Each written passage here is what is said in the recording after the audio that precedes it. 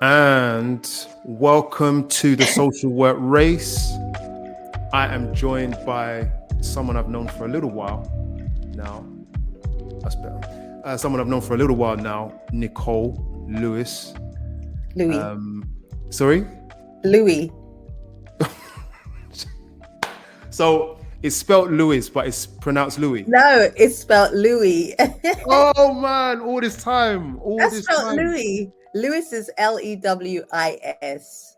Oh, so I've got Louis. That's Louis. Shame. Okay, I take it on the chin. Yeah, because I saw your name, but yeah, it's the pronunciation at the end of the day, isn't it? Right. And I'm guessing, okay, so what island are you from then? I'm from Dominica and Trinidad. Right. So it's the Dominican. Right. I get you. And so, not Dominican Republic either, Commonwealth of Dominica. This is it. We need to know. And it's been a pleasure to know you, and also I've known about your journey as a social worker. So what I'll do is in fact, before we go into it, guys, please share and please subscribe to this channel. We're on, although you're watching us on video, if you are, you know that we're on podcasts on all the podcasting platforms, Apple Podcasts and Spotify, which are the main players. So please listen and please share, because people who are in the social work field or on the front line of social care in any shape or form, healthcare, you are a part of this story. And this is for you, especially for students. And this is where my heart goes out, mainly to students, people who are either newly qualified or entering the field. This is a really good way to learn how to navigate your way through your career, because this is a tough game, this social care field. So yeah, welcome. Please share it with your friends, share it with your cohort, so that we can get the word out there. Today, we're talking with Nicole about a couple of things. But before we go into it, Nicole, I'll let you introduce yourself. Okay.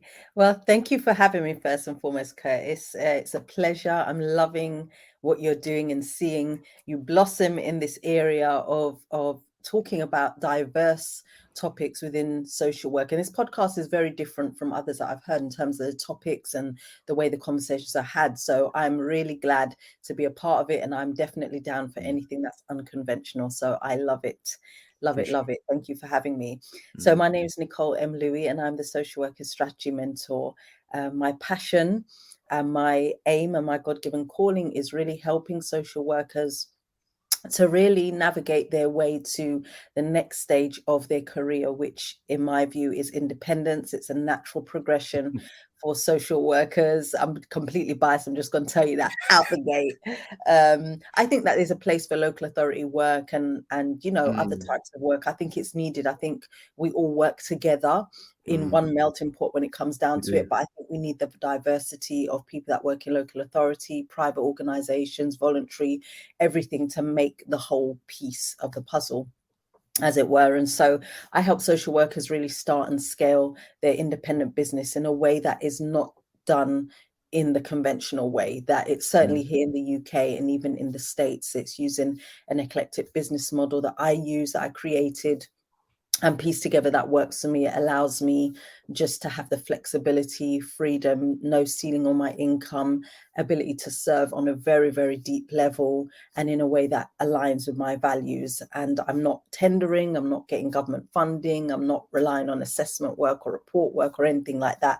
So it's like running a real business, but doing it within the industry and filling the gap in the market. So I'll be able to talk maybe a little bit more about that and why I think that's so important. But that's what I do essentially. And my community are global. My launches are everywhere in the world. So I love it. Love it.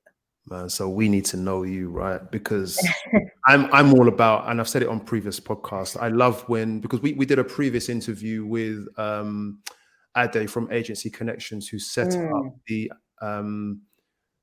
first fostering and adoption panel agency, and she's focused on getting more minorities on to fostering and adoption panels.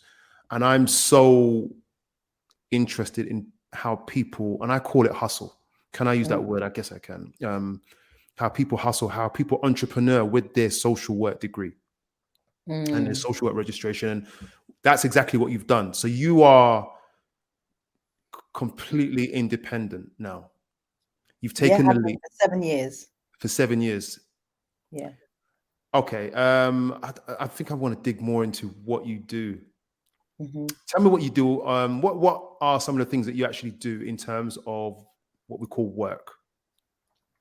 So my serving, I call it serving, and I enjoy it so much. And I guess what I do is I speak with social workers whatever stage of their career at. So I have people that are actually newly qualified or not even on their AYSC, and they come to me Oh, inquiring can about. you hear me?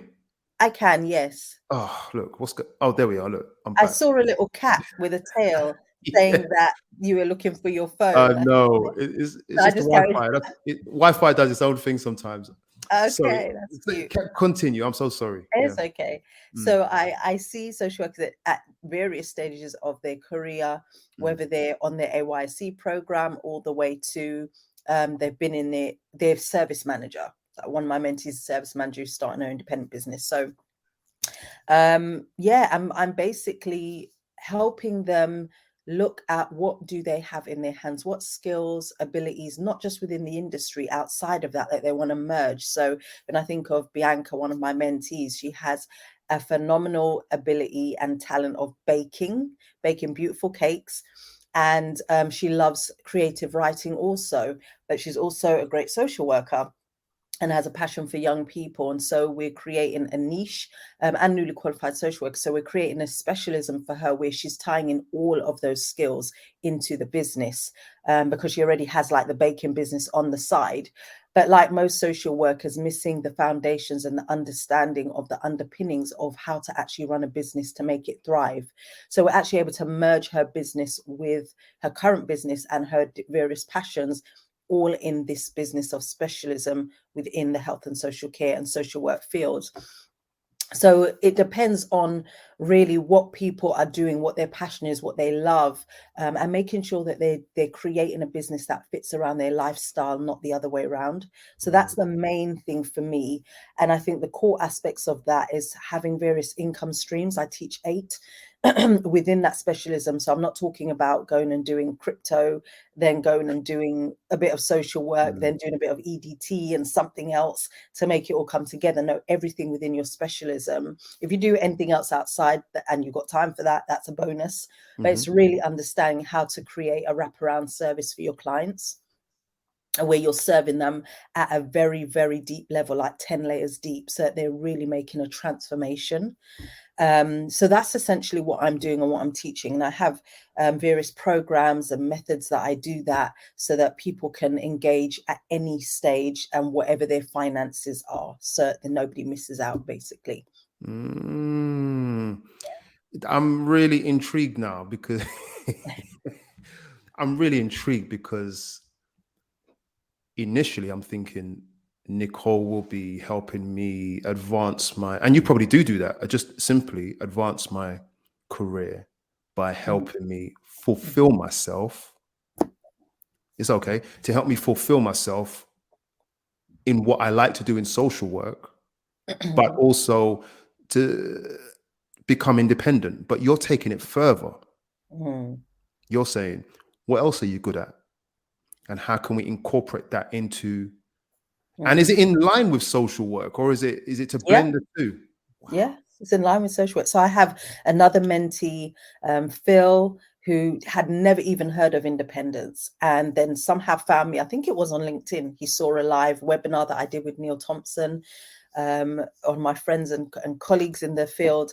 And he said, "Oh, this sounds interesting. Let me find out more." Well, fast forward a year later, and he's semi-independent and steadily heading into full independence. His Mm, passion previously in his life was filmmaking. And so we've merged filmmaking with social work. And so he's going to be sharing the narratives and stories of service users, social workers, but he also does promos and marketing for councils. So, oh, so and I need there to are talk more to you. things that, I need to yeah, talk to you. I've got some ideas. Yeah, and that's what Listen. I love when people come to me with amazing ideas. There's one thing, and there's a caveat Mm, that I want to say, a couple of caveats.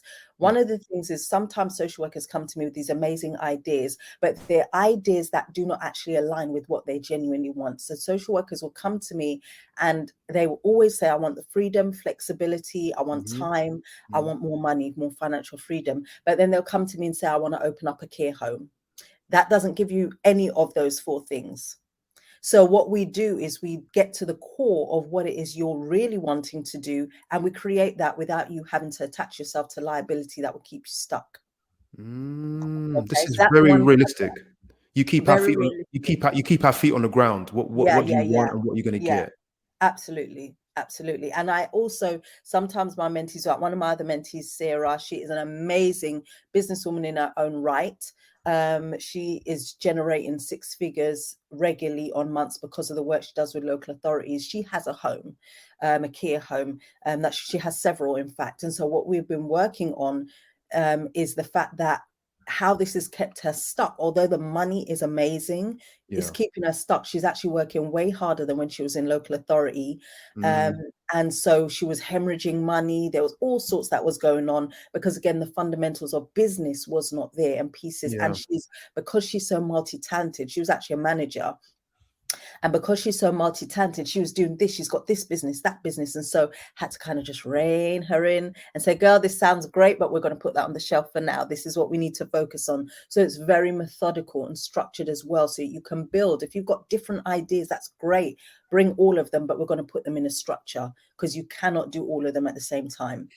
If you're going to go deep and really serve and make the level of impact you want to, where we're actually making real changes in society, you have to serve people at a level that goes way beyond what is being done. And we need it in this industry. So, I help you to hone in on your skills, but I also help you to structure and think about what comes first, second, third, fourth, fifth, sixth, 10th, Mm, right? mm, mm. So we're not going to make you work like a pay train. What what made you set this up? What made, in What fact, made before me set this? let me broaden the question. You were initially a social worker Mhm. and you had an idea one day, which was to do something different. What triggered that for you, and why did you set this up? So let me tell you what the thought was when I first became independent was I didn't know what I was going to do. All I knew was that I didn't want to work for the local authority anymore because I was burnt out, tired, Yeah. and I was fed up of the late nights. Yeah. I wasn't eating properly. I wasn't Mm, sleeping properly. I was waking up in the middle of the night thinking about families that I was working with. mm, I was very stressed. I was tired. And I didn't really have any, I had no work-life balance, but I also didn't really have anything else going on other than going to work and going to mm, church. That really was my life. mm, And I can remember it one day with the last local authority that I was at. And I was sitting there, it was about 10 at night, writing up an assessment. And I just sat there and I don't know how the thought came to me, but I just thought, Nicole, you're 35, you're going to be 35 in a couple of months. I remember this was in June. And it was like, are you going to do this for the rest of your life? Like, how long mm, are you going to do this? What is it going to be like when you're 40? mm. And I just said, I can't do this anymore. And I literally stopped writing the assessment. I got the email up and I wrote my letter of resignation. It was an email, wasn't even a letter. And I just sent it off. I had no plan. I had zero business acumen. Let me understand. I didn't even know what a tax return was. I couldn't I explain. I love didn't it. know what it was. I had I love it. zero business acumen. Mm. But I knew that I wasn't going to be doing what I was doing. So wait, And wasn't this cooking in the back of your mind? This is somewhere where I want to I go. had This is thought cook. about independence, and Mm, I think it was about 3 years prior, I saw in my neighboring local authority, you could see a business advisor, and they take you through income and expenditure. It was really budgeting. There was no real business fundamentals of how you run a business. Like, mm, it was not enough for me to get started with. I needed way more help, and that's eventually what I end up buying in. I've spent a lot on investing in my understanding business, how to do business very unconventionally also. Yeah. So I'm kind of always a step ahead, understanding like credit control, all of those basics that come way before the other unconventional stuff. You know, I invested heavily in that learning. I made a lot of mistakes. I was duped by accountants, tried to rip me off. I've had all of that experience. I've learned the hard way. The Yeah. learning was like that, Steep. and Mm. very steep. Mm. But you know, it's helped me because I had to learn and implement really quickly.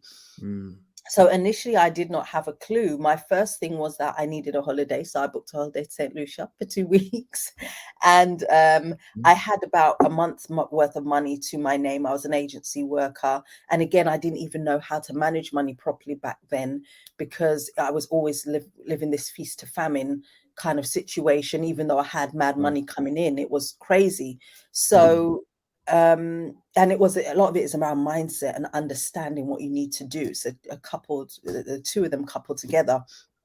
And so yeah, I went on holiday, and while I was away, I kind of was getting myself together. I went with my laptop and I was making sure that I was getting things organized. I started building my structure and thinking about what I was going to do, how was I going to do it, and I started thinking about programs, things that I wanted to create.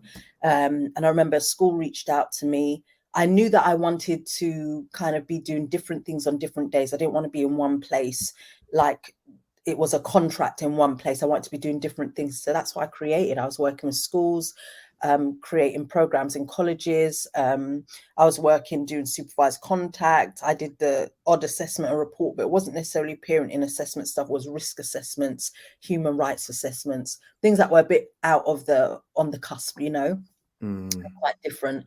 I would also work with clients who just needed to buy me in for one thing or another. So, for example, if they were going to court and they needed some assistance and advisory with their children and stuff like that, I would go and do odd little ends and pieces like that were very different, that didn't really fit into a box. And the way I packaged my services, people liked it, and so they came to me because it wasn't just like a supervised contact. There was always more with it that created Mm. that wraparound service. Mm.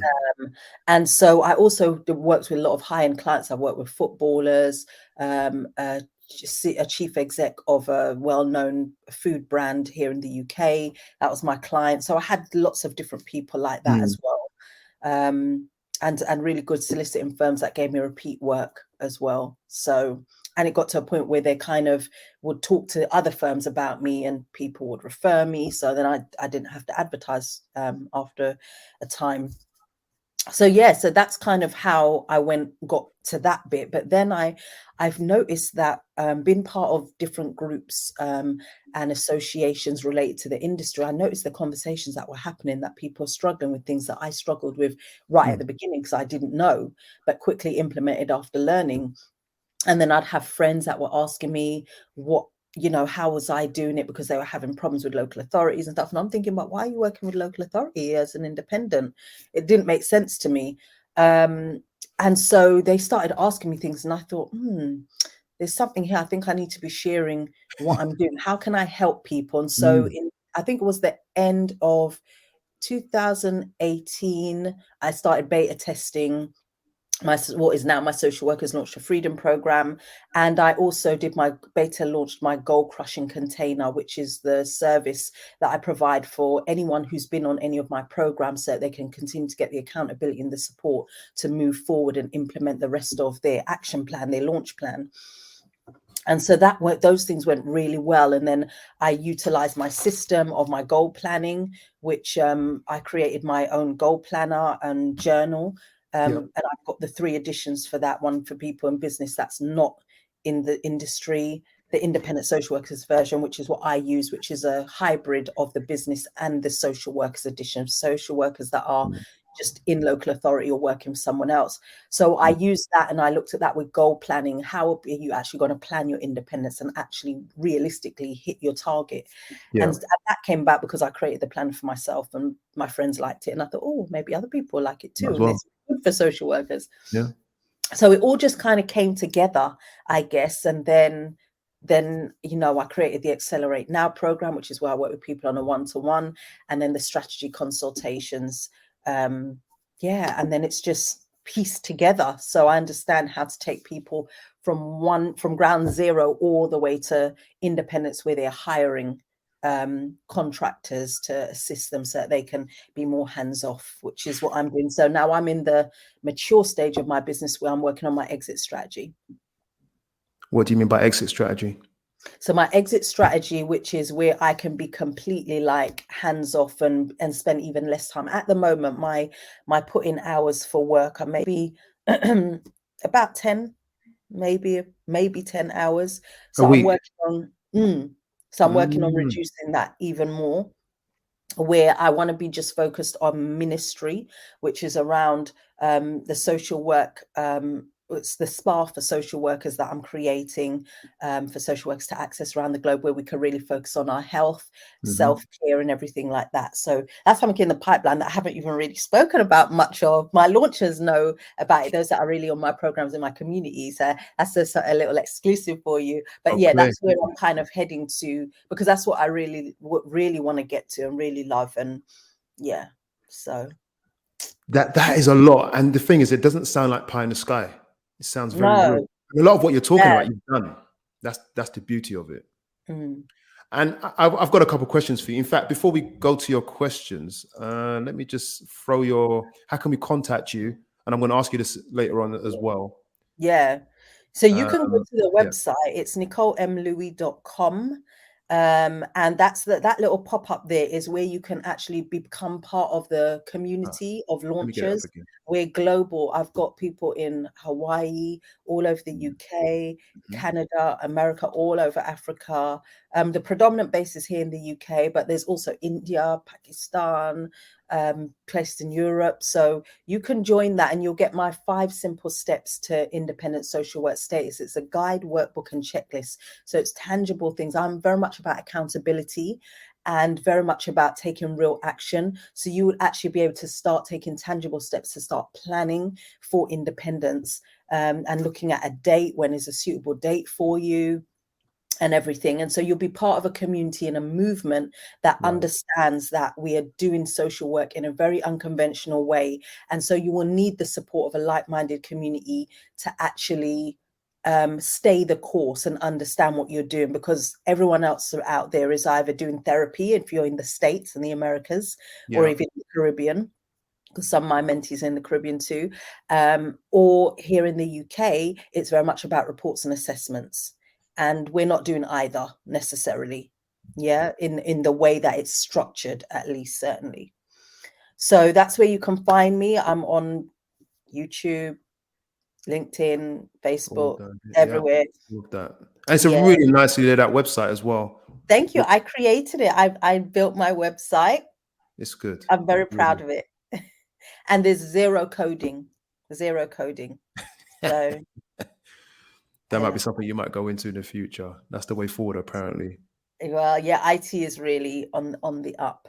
So Mm. yes, so that's where you can find me. And you'll see me Oh, doing wonderful. live streams, you'll see me partnering and doing things like this with people in the industry, and Mm. even outside of the industry. And yeah, I'm going to be doing a lot more. There's a lot of stuff that I have planned for my launches this year. I'm very excited. Very excited. So we know you're not gassing. You are talking about what you've done, and you're talking Mm, about what you're doing, and that's something mm, that's probably our most powerful tool is the life yeah, lived, not the life, yeah, yeah, not yeah. the sermon, but the life lived. Mm, I've got a couple of questions for you on this before we move into a topic of interest. mhm, If I'm newly qualified, mm. is it too early for me to consider working with you? No, not at all. I have got people who have not even been on their AYSE. They're fresh out of uni, Mm. and they're already seeing from just being on placement what Hmm. it's like, and they're maybe just about to start working in a local authority who's going to hopefully place them on an AYSE program, but they're seeing the stress, the burnout, the pace, the Yeah. caseload, and all of those things, and also the lack of resources, the lack of flexibility and creativity, and they're very scared. They're Wow. very scared about what the future holds. They're not sure if it's something that they want to do anymore.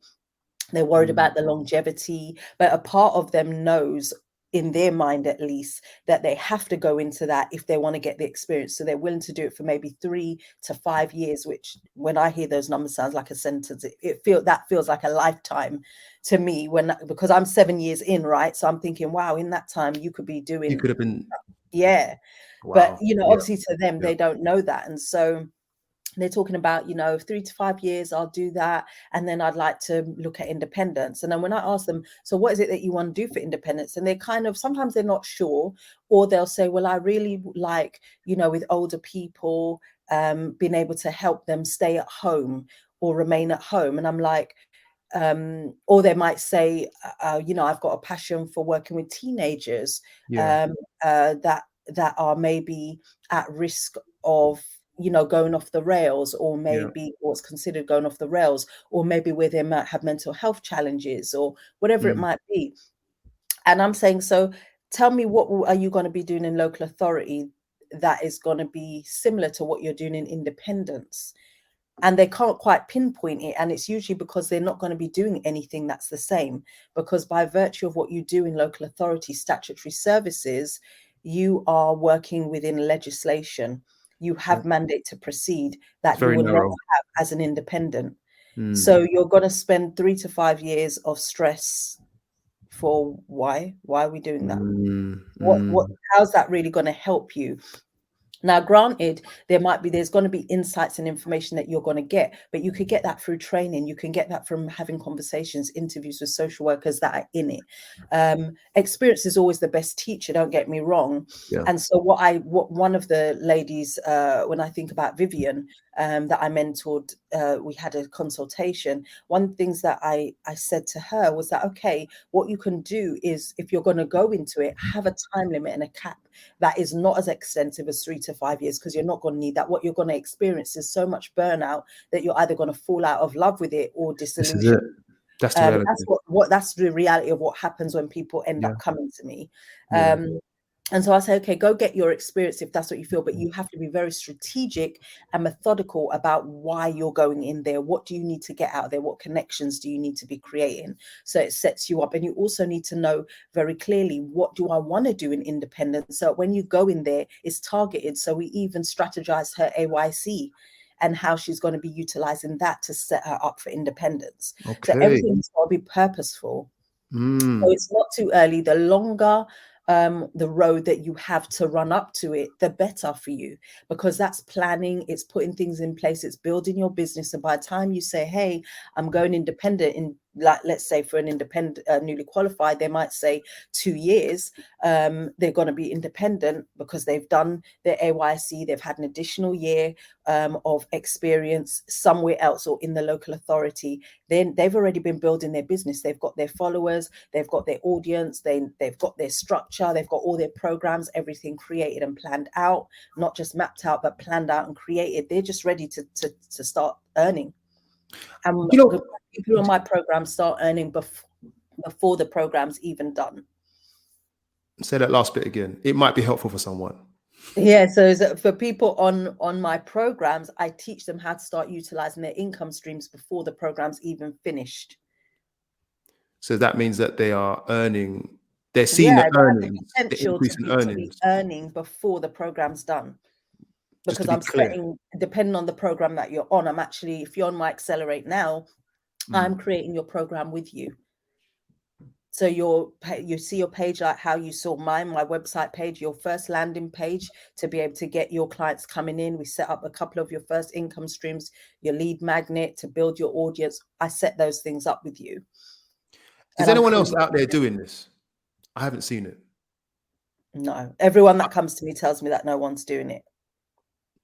I haven't seen anyone out there, and not to say it isn't happening, but I haven't seen anyone out there setting up or guiding people through to becoming independent social workers. Mm. You are the only And if one that I they can are, think they're not using my methodology. of. Mm. And they're not working in. I mean, I know of another social worker who's abroad in the States, actually, that teaches people how to, social workers, how to set up their business and stuff, but she focuses on tendering. And so one things that she's wanting to do is get out of that herself, which is why she's going into teaching people, Yeah. because she's kind of run rugged and she's working under their time scale there, which is just not what I do. Mm, Everything is my time scale. When I say it's going to happen, how I say it's going to happen, I'm not in mm, a box.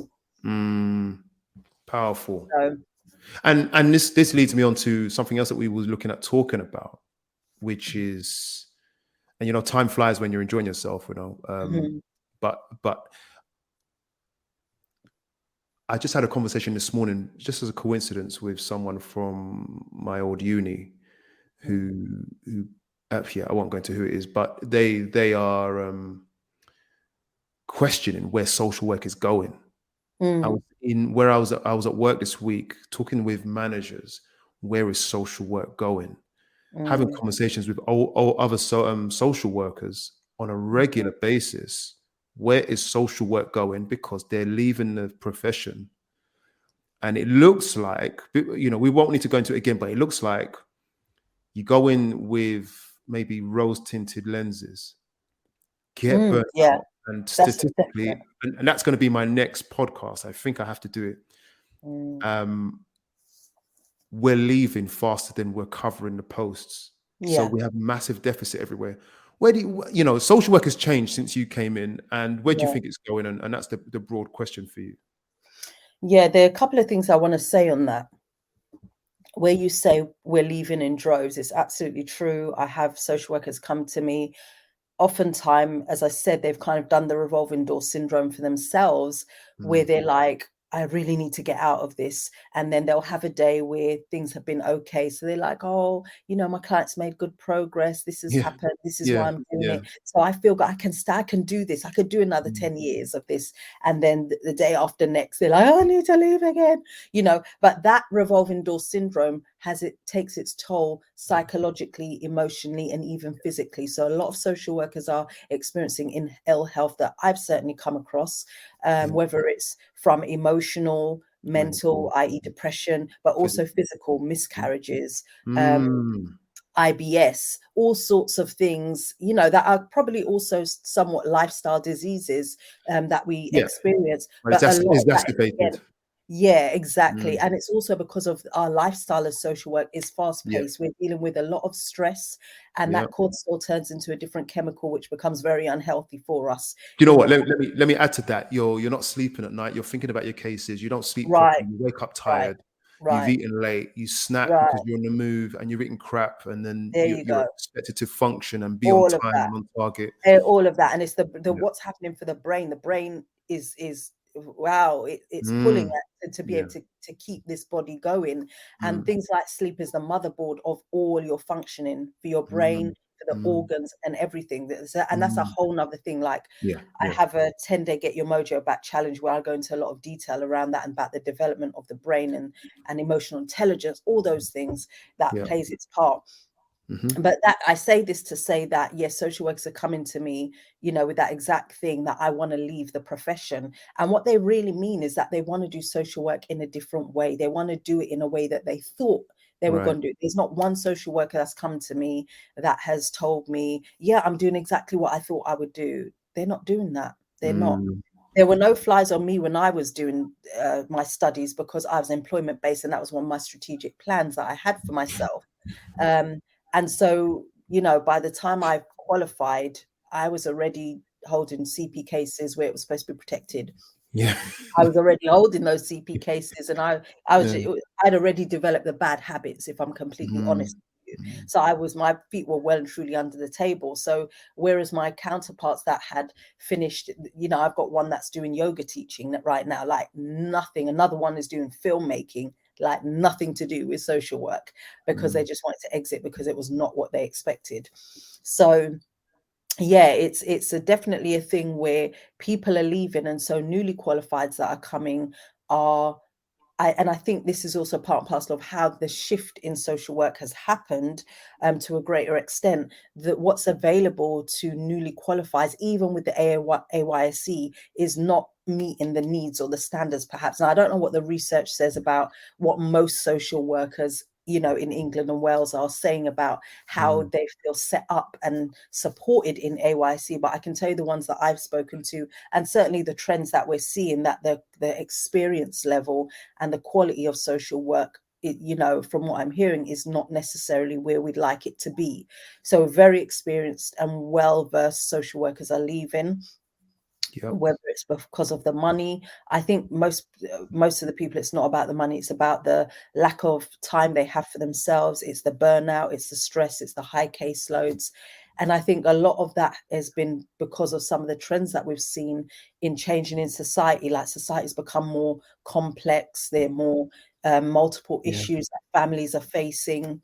Mm. And when I say multiple, I'm not just talking about one, two, or three. There's usually a myriad of things, not to mention, you're dealing with significant things, like it's significant mental health, it's significant poverty, Mm. significant, uh, childhood traumas and multiple Yeah. layers of patterns that you're dealing with in families Mm. and pathology. There's just a lot of things that are just need a lot of attention. Like, you need that 10 layers, 20 layers deep of support for families, and that means taking time, building relationships, having tools to do that. But it feels that with certainly the pending increase in everything that we're going to see in terms of the cost of living that's coming, is also going to play its part in what's going on for families. And then you've had the child deaths that have shaped the way we work in social work. So we're seeing a lot more of processes needing to happen, and tick boxing and things like that, to show that things are being done on a basic Yeah. level. That's right.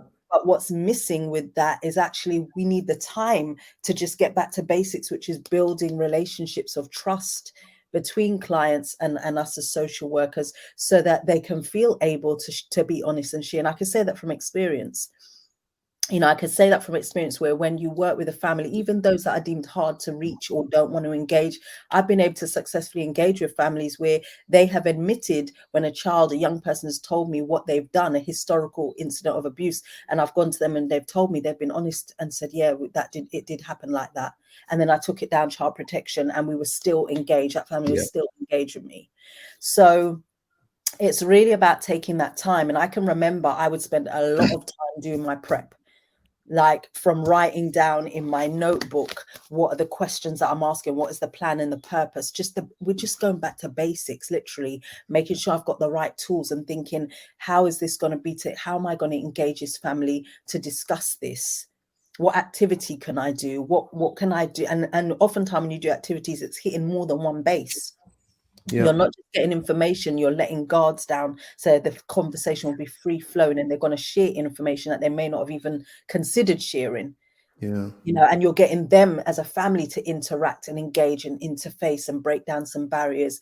And I think there's just so many new things and new theories and concepts coming out, and it's like, can we just juice it all and just go back to the Because some of us, at least some of us, know that, and I did a recent a previous podcast on this topic entitled "Relationships are the Key."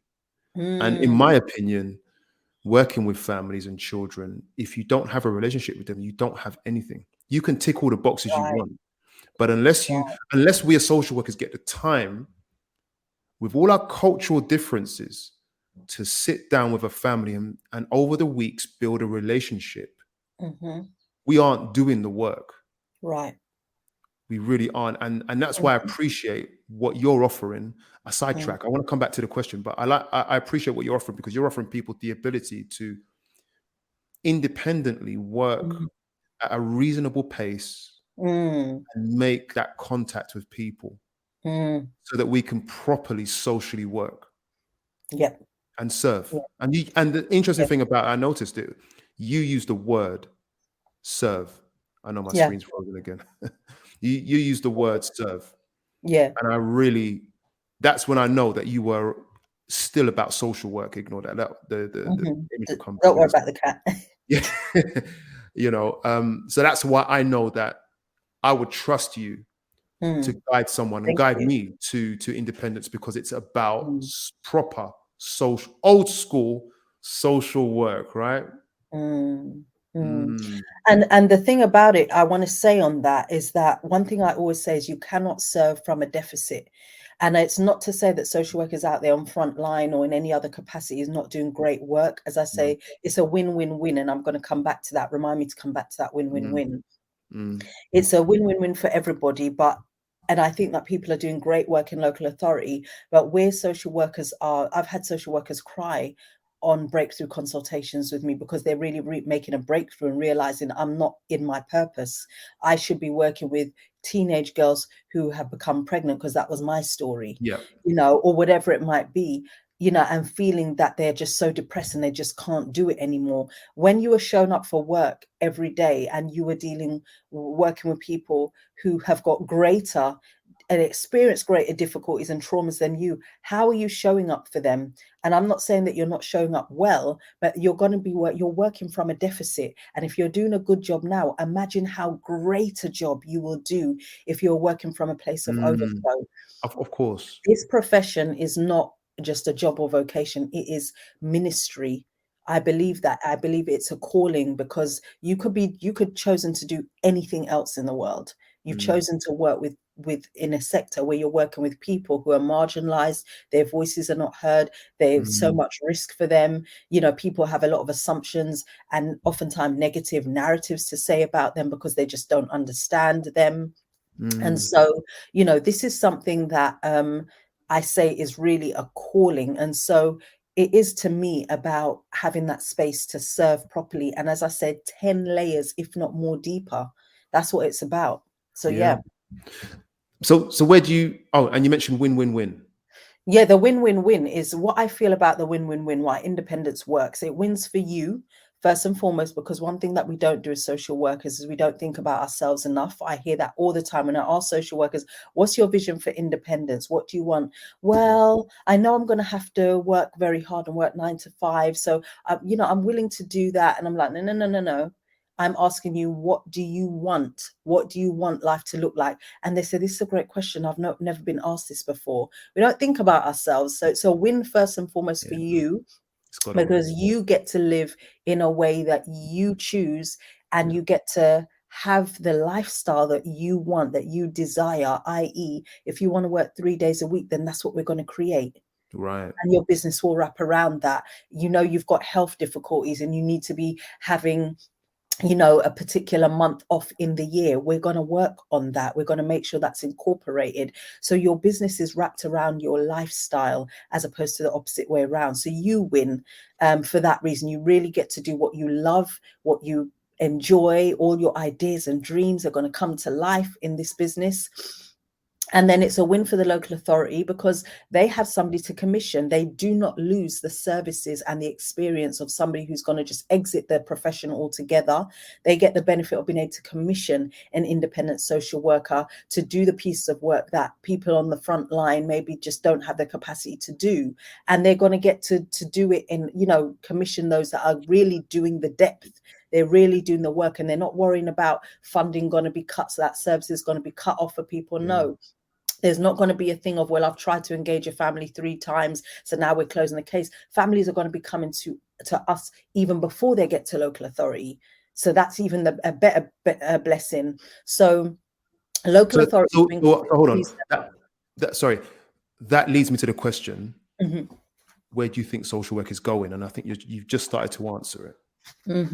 Yes, well, I think that's part and parcel of it. It's part and parcel of it that you know, they're two-pronged view for me about where it's going, because there's the independence, there's the non-independence. So I'm going to come back to that. So that's a win for the local authority because they have somebody that it can commission, and they're not going to be bursting at the seams. They can offload that a bit and commission out. And then the best people that win are those that are on the receiving end of the service. They get to work with somebody who's truly independent from an organization they don't trust. They have, and we're going to talk plain here because that's usually what it is. They have the ability to commission that service themselves independently before social services even get involved. Or if they are involved, they can have them as a ally to work with. And that doesn't mean that the independent social worker supports or enables that person, but it's about them taking accountability for where they want their life to end up. So if social services happen to be involved, if that's the situation, they've got an opportunity to work with somebody who's genuinely independent to genuinely address the issues without having the Mm, stick waved at them. So that it puts them in a powerful position. So it's a win-win-win. right. As I see where social work is going, Mm, what we are seeing, especially with the cost of living in everything going up now, it's going to be more pressure. We're seeing the trajectory of where it's gone already. Child deaths are still happening. And what we're noticing is the lessons that are meant to be learned are still not being learned. So we have to ask the question, is it that we are not learning and we don't know these things, or is it something else that's stopping us from actually taking the action and doing what needs to be done? mm, Because social workers know the stuff. We know, and I think even our agencies that we're partnering with, they know the basics of what to do. But when you are stressed, you are running on empty, you're nervous, you're working in a stressful manner all the time, and you're rushing from one thing to the next, you're going to drop the ball. You're going to miss the obvious. You're going to miss the gorilla with the ball going like that, yes, and yes. all you're focusing on is the people doing the dance, and you know you're going to miss the obvious. And so that's really what we, until we start addressing that, and that's something that I'm going into. Like, one of my mentor has suggested to me I need to write a white paper. So I'm doing stuff around social work and looking to create things and really tackle this. And I've got my own ideas about what I think needs to be happening. I've shared this on my platform before in terms of how the model of social work and how it's set up within the local authorities needs to be reviewed. So the workforce in social work always works on a premise of illegality. They have social workers signing contracts that are supposed to be 36, 37 hours, sometimes 35, but they know they're going to be doing more than that. And social workers are not able to be remunerated for the full amount of overtime that they're doing. That's unlawful. It's a breach of contract. But I read that. I've read that. I read that recently. Yeah. the workforce accepts it. The workforce accepts it. Mm. And there Same for has to be, nurses as well. yeah, Mm, same for mm, nurses. So within the industry across the mm. board, and probably the same for teachers as well, and that can't be allowed. If we are talking as social workers supposed to have ethical practice that we practice with our clients, how can, as social workers, we're not advocating for ourselves, and the industry, the workforce, is unethical with us? Yeah, yeah. It doesn't make sense. And Mm. so I strongly believe that there needs to be a change in that. That's something that I'm quite passionate about, and I think that's all part and parcel of the road that we're going down. Is we're going to be seeing more deaths, we're going to be seeing more social workers leave in droves, we're going to be seeing more inexperienced and social workers, I think, that are newly qualified coming in, that are fearful of the industry, but they're coming into it because they want to make a difference. But that will translate into how they practice with a lack of confidence. And one thing you've got to be is confident in this profession also, you know. It sounds like we're coming to the end of this now, and Mm, I've got one more. I think I've got one more question for you. But it sounds like, because I think that these are statutory services, mm, the governments, they've tried to curtail the problem by creating shorter courses, funded courses like the Step Up and so forth. and Um, frontline, I think, was another y- one for people yeah, that are I think very academic, I'm as just though wondering. being greatly academic is going to help you be a great social worker. They've But tried yeah. to plug the gap. The house is falling apart, but they're using polyfiller. And don't get me wrong, I'm not saying that people who do frontline are necessarily any worse off or better off, but I'm saying that I needed the 3 years of training, no doubt. Mm, And when you've got someone who does 1 year and they haven't necessarily had the experience, you do have to question that if that's the answer. And believe me, there are some great, like I know people who have done frontline who are really good at what they do. But mm, on a whole, we're creating more risk here. mm. So I always wonder, where is this going with regards to the future of this statutory job? What is the government going to do next? Because it's almost crisis. And I think it's been very well hidden at this point. I think The- it's been in crisis for a long time. And I Mm. think if people, our service users, knew the kind of things that go on behind the scenes, Wow. I think we'd have a lot more service users, clients, actually, suing and all kinds of things. If we're being completely honest, I think we would see that. But I think I just want to say that I sympathise with local authorities because it's hard Yeah, it is. It's not them. to It's look not them. after a whole demographic of people in your constituency and who have different needs, ages, Mm. ethnicities, culture, and you're The trying to meet complexities. needs. Yeah. It's And it's you a have tough a and they, job. and they have a limited budget, and they They have have a to make limited some budget. very uncomfortable. I spoke about this in my last podcast last night. They have to make very uncomfortable decisions, Yeah, and yeah, all they can get at the end of it is disdain and hatred. yeah, yeah, I've yeah. seen both sides of the coin, and this is why Mm, I'm thinking it really calls into to to question how much we may need your service in the industry. You mm, might be the next thing, to be fair, because we cannot go on like this. mm, And the thing is, mm. I actually love my job. I, Yeah, I yeah, know, I know that there's going to be a limit to how long I'll be here yeah, because of the nature of my job. yeah, You might be the next thing yeah, that takes place yeah. for this whole industry to turn a corner. Go on, Yeah, sorry. and that's the thing. I don't want people exiting, and it's unfortunate. I mean, I had somebody on one of my programs. It was the Social Work Sanctuary Freedom program, and she Mm, had an amazing idea, business idea of what she wanted. In fact, she had several, and we did the reining in. We got her to the place where she found her niche and her specialism, and she was working on it.